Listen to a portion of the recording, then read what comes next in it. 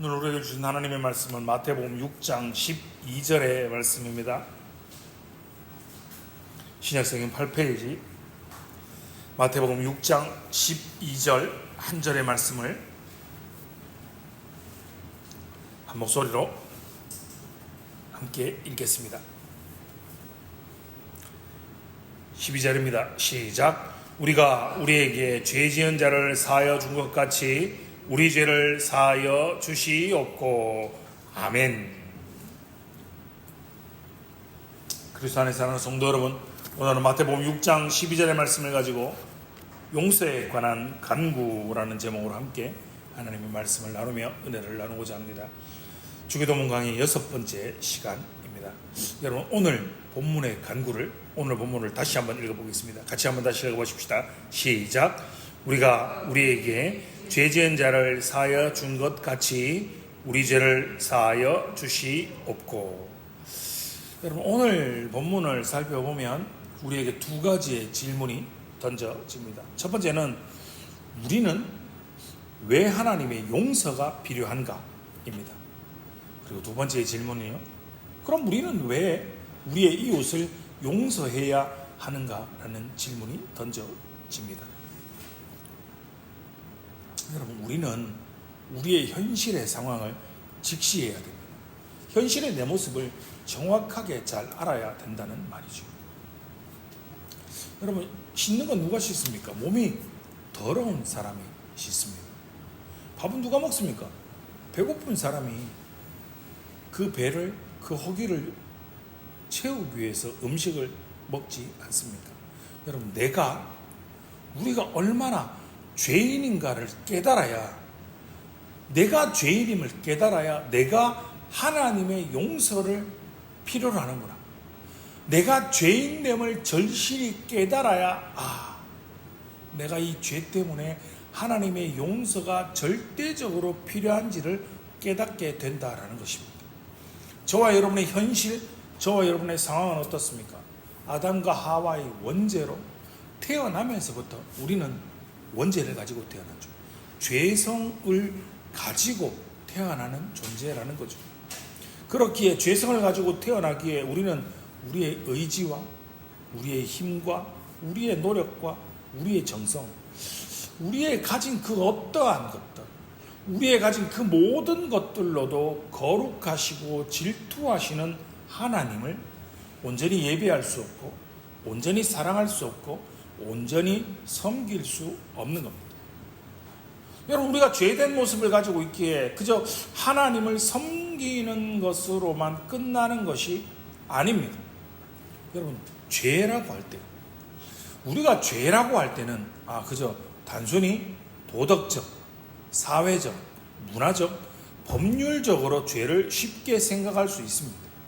그러나 성경이 말하는 죄, 우리가 가지고 있는 원죄라는 것은 이러한 것들을 넘어서 하나님을, 만군의 주가 되시고 만유의 주가 되시는 하나님을 적으로 만드는 행위입니다. 기억해 보십시오. 아담과 하와가 에덴 동산에서 범죄하였을 때 반응을 다시 한번 기억해 보십시오. 그들이 죄가 없었을 때는 하나님의 부르심에 하나님을 두려워하지 않았습니다. 하나님이 아담아, 하와야 라고 부르면 아담과 하와가 그 하나님의 말씀에, 그 부르심에 반응하여서 하나님과 함께 교제하였던 그들의 모습이지 않습니까? 그러나 그들이 불순종하였고 그들이 죄를 범하였을 때 하나님의 부르심에 그들은 하나님을 피합니다. 이처럼 죄는 하나님으로부터 멀어지게 만드는 겁니다. 요즘은 조금 덜한 것 같은데요. 여러분, 예전에 경범죄를 굉장히 심하게 붙들 때가 있지 않았습니까? 지나가던 경찰들이 담배 피우는 사람들이 담배를 길거리에 던지면 경범죄로 딱지를 떼고, 가다가 침 뱉거나 가래를 뱉거나 쓰레기를 투척하면 경범죄로 경찰이 경범죄 딱지를 떼지 않습니까? 신호등을 지키지 않으면 저 코너에 딱 숨어있던 경찰들이 딱지를 떼는, 요즘은 좀 덜한 것 같은데 예전엔 되게 심했던 것이 있습니다. 자, 내가 지나가다가 침을 퇴 뱉었습니다. 내가 지나가다가 음식을 쓰레기를 던졌습니다. 그런데 저 앞에 경찰이 딱 나를 보고 있으면요, 어떨까요? 도망가야죠. 피해야죠. 왜요? 부르면 잡히면 딱지 떼니까요. 그런데 내가 죄를 저지르지 않았으면, 내가 경찰 앞에 딱지를 뗄 일이 없고 부끄러울 일이 없고 잡힐 일이 없으면요, 저기 앞에 경찰이 서 있던, 저기 앞에 경찰차가 있던 아무 상관없습니다. 두려움이 전혀 없습니다. 이처럼 죄는요, 성경이 말하는 죄, 이 죄는 하나님으로부터 관계를 멀어지게 만든다라는 겁니다. 그러나 이렇게 절망스러운 우리의 상태, 우리의 죄인된 상태에도 불구하고 하나님께서 당신의 놀라운 자비를, 놀라운 은혜를 저와 여러분에게, 우리에게 베풀어 주셨다라는 겁니다. 성경은 우리가 의로운 행위로 의를 얻을 수는 없지만, 하나님께서는 우리가 예상할 수 없고 우리가 감히 상상할 수 없고 예측조차 할 수 없는 방법으로 사람들에게 의를 주신다라고 선언하신다는 겁니다. 그것이 무엇입니까? 바로 독생자 아들 예수 그리스도를 연약한 육신의 몸을 입고 이 땅에 보내어 주신다라는 겁니다. 그리고 하나님의 영광 그 자체이신 독생자 예수 그리스도, 그분을 믿기만 하면, 그분을 믿기만 하면 우리를 그 믿음으로 말미암아 의로운 자로 여겨 주신다라는 것입니다. 여러분, 이것이 믿음으로 말미암아 얻는 칭의의 은혜인 것입니다. 칭의는 하나님께서 우리의 모든 죄를 용서하시고 저와 여러분을 거룩하신 당신의 앞에서 의롭다라고 여겨주시고 받아주시는 값없는 은혜의 행위인 겁니다. 이 의는요, 오직 예수 그리스도에게서 우리에게로 전가된 의입니다. 그리고 이 의는 오직 믿음으로만 받는 것입니다. 그래서 저와 여러분이, 우리가 하나님의 자녀됨, 하나님의 백성됨, 바로 양자됨은 칭의의 결과인 것입니다. 오늘 우리가 이렇게 예배의 자리에 나와서, 예배의 복된 자리에 나와서 하나님을 예배하고 하나님을 섬길 수 있게 된 것은 오직 우리의 허물과 우리의 죄를 친히 담당하시고 하나님의 모든 그 진노의 잔을, 그 저주를 온몸으로 들이키신 하나님의 아들 독생자 예수 그리스도, 그분의 공로 때문임을 확실하게 믿으시기 바랍니다. 그래서 고린도전서 12장 3절은 이렇게 말씀하십니다. 같이 한번 읽어보겠습니다. 시작.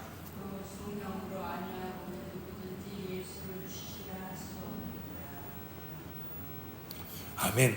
이렇게 말씀하시지 않습니까?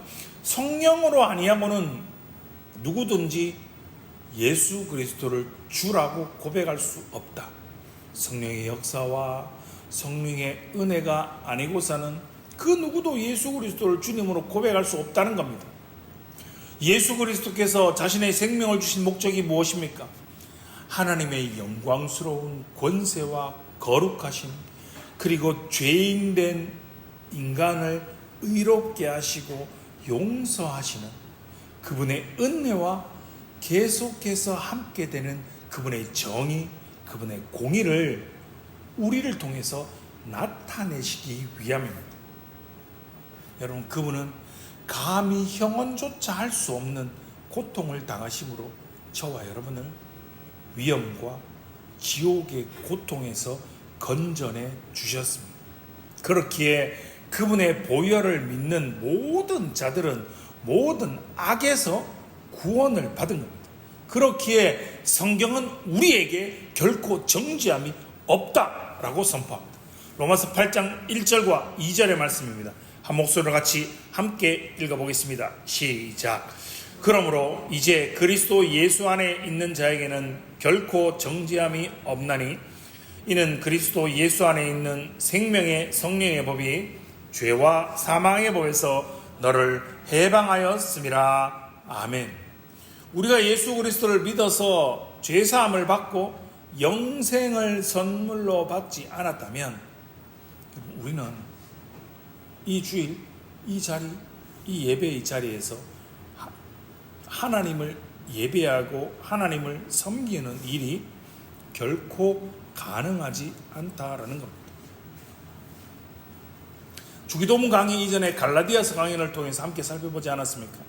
의롭게 되기 위해서 무언가 율법적인 행위를 요구하는 이 거짓 가르침은 복음의 구원과 능력을, 효력을 무력화시키는 거짓된 가르침이라고 말입니다.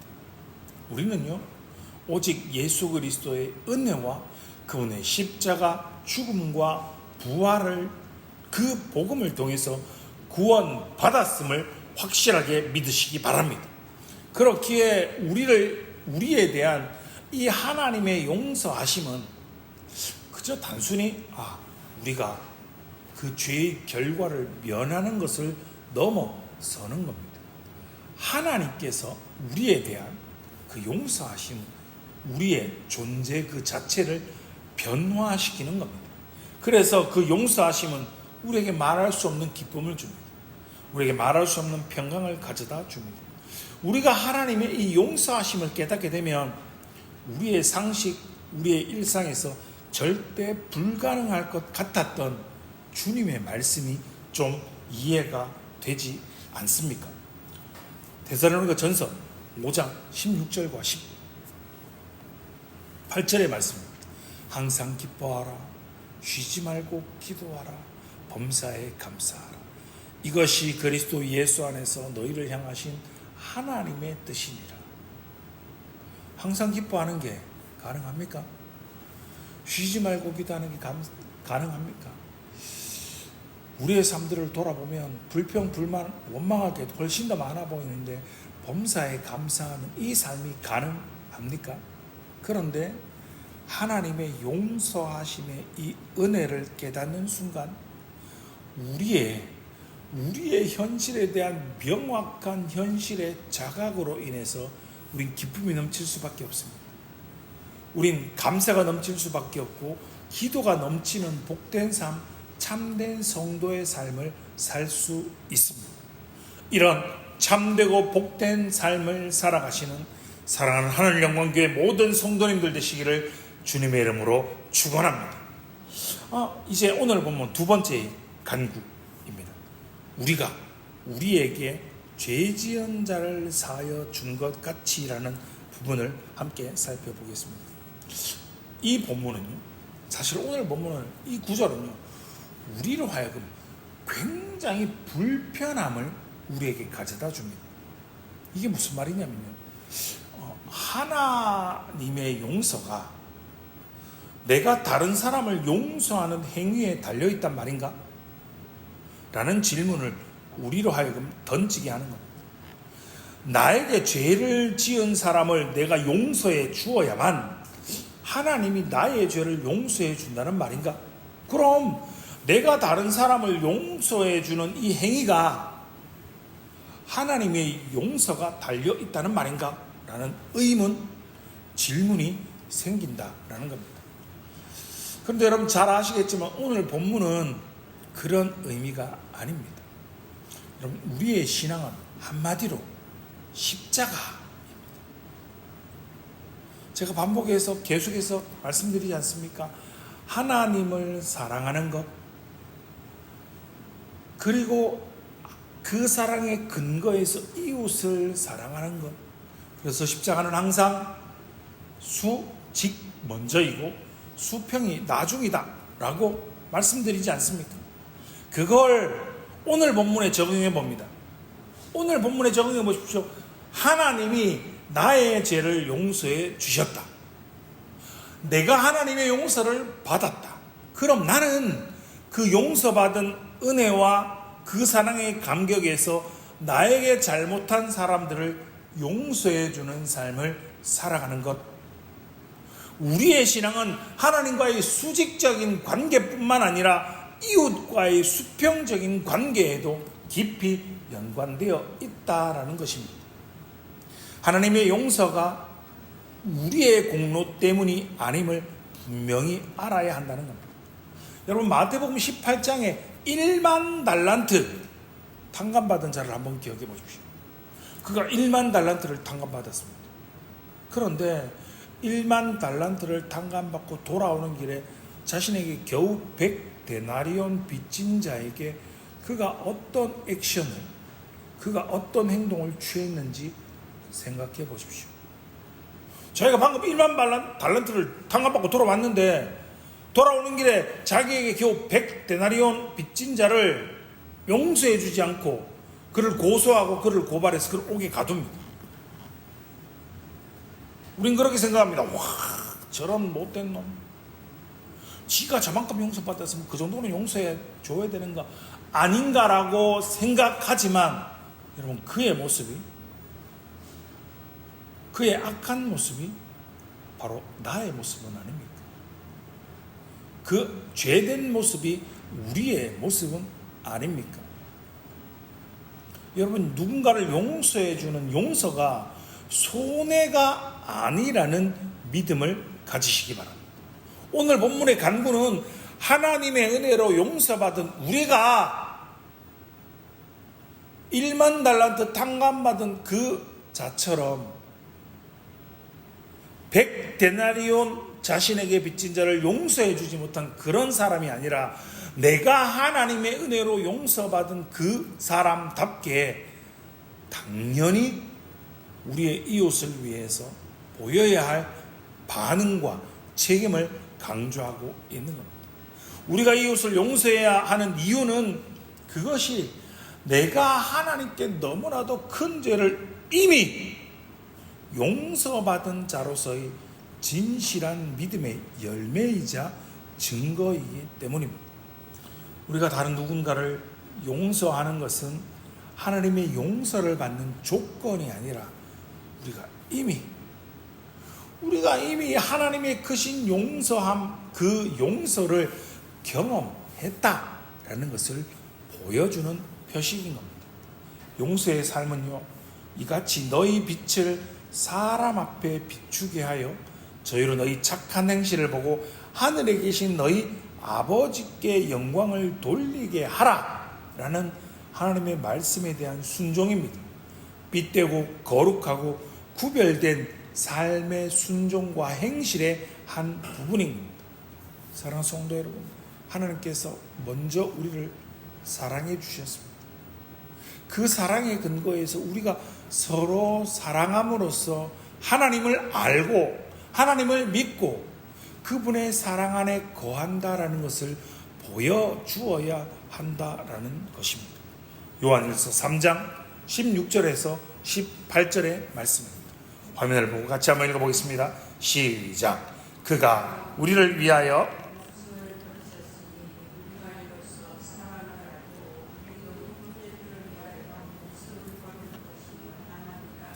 누가 이 세상의 재물을 가지고 형제의 궁핍함을 보고도 도와줄 마음을 닫으면 하나님의 사랑이 어찌 그 속에 거하겠느냐.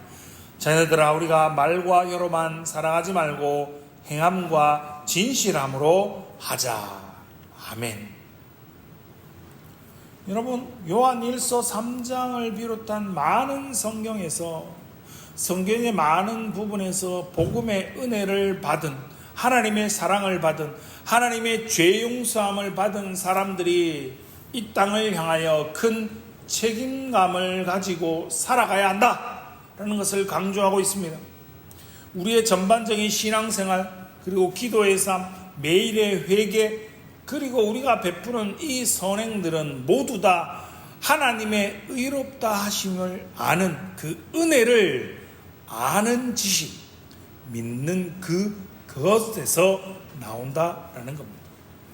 여러분, 저와 우리가 거룩하신 하나님을 진정으로 사랑하고 그분을 닮아가고자 하는 우리 안에 거룩한 열망이 있다면 그분의 말씀에 더욱 순종해야 할 겁니다. 이웃을 향한 우리의 의무를 우리는 더욱더 충실하게 수행해야 하는 것입니다. 그렇기에 우리의 일상, 우리가 우리의 일상의 삶에서 우리에게 해를 끼쳤던, 우리에게 죄를 범했던 이웃을 내가 용서하지 못한다, 내 눈에 흙이 들어가기 전까지 내가 저 사람을 용서하지 못한다라는 것은 우리 안에, 내 안에 진정한 복음의 이해가 결핍되어 있다라는 것을 드러내는 것입니다. 그런데 여러분, 우리에게 문제가 있습니다. 우리에게 어려움이 있습니다. 여러분, 우리 신앙생활 오래 해서 교회 다닌 지 제법 돼서 압니다. 우리가 하나님께 크신 사랑을 받았다. 그리고 그 받은 사랑의 근거에서 이웃을 사랑하고 이웃을 섬기고 이웃을 용서하는 삶을 살아가야 한다는 거 모르십니까? 다 압니다. 그런데 우리의 실제의 삶을 생각해 보면요, 여러분 생각해 보십시오. 우리를, 나의 가족을, 나의 공동체를, 내가 사랑하는 사람들에게 피해를 입히고 손해를 입혔던 사람들을 아무 일도 없었던 것처럼 그들을 용서하는 것이 결코 쉬운 문제가 아니라는 것을 말입니다. 여러분, 죄된 우리의 본성은 지극히 이기적입니다. 속된 표현으로 뒷부위 모릅니다. 나밖에 모릅니다. 언제나 나 중심입니다. 그렇기에 용서는 나의 힘과 나의 능력으로 하는 것이 아니라는 겁니다. 우리는 성령 하나님의 능력을 통해서 우리 안에 심기워진 하나님의 은혜로, 하나님의 능력으로 용서할 수 있습니다. 성령님은 우리 안에 내재하십니다. 우리를 인치시고 우리를 위로하시는 분입니다. 우리로 하여금 거룩한 삶을 살아갈 수 있도록 우리를 견인하시는 분이시고 우리를 변화시키는 능력을 베푸시는 하나님이십니다. 성령님은 우리의 옛사람, 우리의 죄된 본성, 우리밖에 모르는, 나밖에 모르는 이 이기적인 나의 모습과 싸워서 이기고 우리에게 해코지했던, 우리를 힘들게 했고 우리를 아프게 했던 그들을 용서하는 삶을 살아갈 수 있도록 우리를 인도하여 주실 것입니다. 그렇기에 우리가 성령과 동행함을 통하여서 성령의 능력을 행함으로 여러분의 믿음을 여러분의 이웃에게, 여러분과 함께 살아가는 삶의 모든 사람들에게 여러분의 이 믿음을, 용서받음의 믿음을 증명하는 복된 성도의 삶을 살아가시기 바랍니다. 용서를 포함해서 선을 행하는 도덕적으로 바른 삶을 살아가십시오. 예배의 생활에 충실하십시오. 이웃과 특별히 믿음의 집안에게 선을 행하시기 바랍니다. 우리의 신앙의 열매를 다른 사람들이 알고 다른 사람들이 느낄 수 있도록 경건한 삶을, 구별된 삶을, 빛과 소금된 삶을 살아가시기 바랍니다. 나에게 닥친 이 어려움, 내가 겪고 있는 지금 이 고통과 시련, 전능하신 하나님이 그저 알아서 해주시겠지, 그냥 알아서 해주겠지, 나는 잘 모르겠다라고 대충 그냥 넘어가는 것이 아니라 이 고통 가운데, 이 어려움 가운데도 인내하며 내가 마땅히 해야 할 선한 일을 헌신하는 삶의 자세가 저와 여러분에게, 우리에게 필요합니다. 왜냐하면 하나님께서 지금 나에게 허락하신 이 모든 고통을 통해서 이 모든 시간들을 합력하여 선을 이루실 것을 신뢰하는 믿음이 우리에게 필요한 겁니다. 오늘 우리가 살펴본 본문의 기도는 사실 우리에게 하나님의 놀라운 은혜, 용서의 은혜를 상기시켜 주고 있습니다. 그리고 동시에 그 용서의 은혜를 받은 자로서 우리가 마땅히 우리의 이웃에게, 우리에게 죄를 범했던, 아픔을, 우리에게 고통을 주었던 그 사람들에게 용서의 삶을 살 것을 우리에게 강력하게 교훈하고 있습니다. 우리가 남을 용서하는 것은 하나님의 용서의 은혜를 받기 위한 조건이 아니라 그 용서가 우리 안에 진정으로 역사하고 있음을 보여주는 필연적인 결과인 것입니다. 이 자리에 나와서 예배하는 성도님들 가운데 아직 이 위대한 하나님의 이 용서하심을 경험하지 못한 분들이 계시다면 예수 그리스도께로 나아오시기 바랍니다. 우리의 죄의 문제는 결코 인간의 능력으로 해결할 수 없습니다. 오직 예수 그리스도 그분만이 여러분의 모든 죄를 용서하시고 영생을 여러분에게 선물로 베푸실 수 있습니다. 그분만이 길이요 진리요 생명이 되시기 때문입니다. 복음의 초대에 응답하여서 그리스도 안에서 새로운 생명을 얻으시기 바랍니다. 그리고 이미 하나님의 자녀가 된 성도 여러분, 오늘 말씀을 통해 저와 여러분의 마음을 다시 한번 점검해 보시기 바랍니다. 혹시 우리의 마음속에, 여러분의 마음속에 아직 내가 다른 사람 다 용서해도 아직 저 인간은, 저 사람은 용서할 수 없다라고 아직까지 용서하지 못한 사람이 여러분의 심정 가운데 남아있지는 않습니다. 그로 말미암아 시기심, 미움, 분노와 같은 죄악된 감정들이 여러분의 영혼을 짓누르고 계시지는 않으십니다. 아직까지 과거의 상처와 분노에 묶여서 현재의 영적인 풍성한 은혜의 복된 삶을 저와 여러분이 놓치며 살아가고 계시지는 않으십니까? 하나님의 용서하심의 은혜를 깊이 경험한 사람은 이 거룩한 부르심을 따라서 날마다 나의 죄, 우리의 죄를 회개하고 주님 안에서 용서하며 사랑하는 삶을 살아가야 하는 것입니다. 이것이 바로 저와 여러분을 향한 주님의 뜻입니다. 이런 삶이 하나님의 나라와 그분의 영광을 위하는 삶이며 빛과 소금 된 구별되고 거룩한 삶임을 다시 한번 되새기며 하나님의 진노를 멀리 돌리신 예수 그리스도의 그분의 은혜를 기억하며 우리의 삶이 이웃을 향한 용서와 사랑의 통로가, 귀한 축복의 통로가 되어 살아가시는 복된 주의 권속들 되시기를 주님의 이름으로 축원합니다. 기도하겠습니다.